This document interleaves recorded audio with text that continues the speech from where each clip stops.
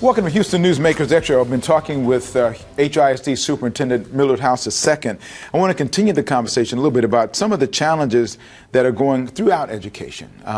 Some groups within our own community are concerned about the disciplinary disconnect between, say, African American students and others who may be being disciplined in different ways. African American students may be disciplined at a rate of maybe 40% when they make up 20% of the population. How concerned are you about that being a reality? Is it a reality? And what are you concerned about, and how are you planning to make changes in that regard? Well, Canberra, first and foremost, it's extremely important for HISD to create a safe learning environment for all of our students. We want our children in class. We don't want them suspended or expelled.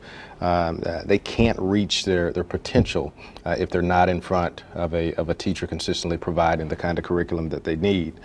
Part of this means that we have to ensure that schools and their cultures start to build the kind of trust that encourages the dialogue between students, families, communities, and administrators. We're no stranger to receiving feedback from families. As you know, we did a kind of a world tour throughout HISD and got quite a bit of feedback to build our strategic plan.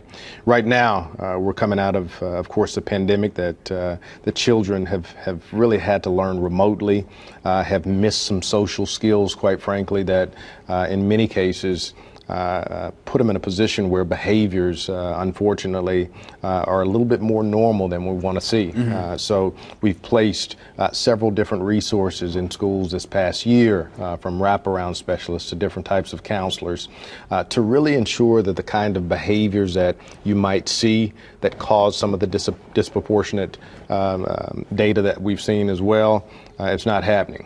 So I want our parents to know that that the HISD staff, police department treats every incident with the kind of authority granted to them to ensure that the safety is first. So while there is data out there that speaks to some disproportionality, it's important that we take it, we own it, we improve it over the course of time, and we aim to do that with the children first. What is the parent's recourse if they feel that their child is being disciplined in the way that we talked about, disproportionately to what is normal? What's their recourse to? Absolutely. Their parents can actually appeal at the school level if there is a disagreement in reference to an act that has to do with discipline, and what that has to do with is ensuring that the parent knows what to do. Mm-hmm. So they will have the ability to appeal it right there at the school level.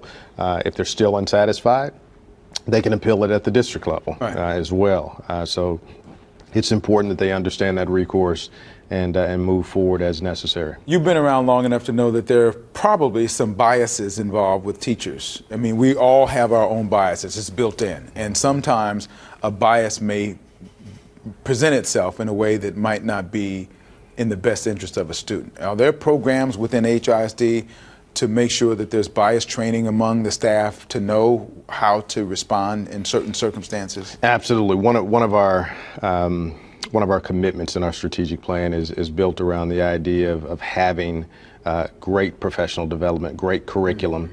So it starts there. I can remember as a principal for 10 years, training my teachers utilizing the framework of understanding poverty by Ruby Payne. So we have several different opportunities for our teachers, administrators to build their capacity around exactly what that looks like, Cambrell. And I'm extremely excited about the content that we're providing and what's available to all of our staff. Wrap it up for those people who were not watching the main program here. We talked about the security concerns and the effort by the board to devote money to upgrade security in case there's something that happens. your optimism about this school year with the security force that you have in place and the ability for that security force to be able to respond in a way that would be adequate in case if something were to happen. Absolutely. And I want to be clear because there were some misconceptions and clips that didn't include some important dialogue. Our security, our police department is well prepared, but we feel like we want to be prepared for the worst case scenario. I think on everybody's mind right now is the most recent situation in Uvalde, and knowing that certain types of weapons were utilized.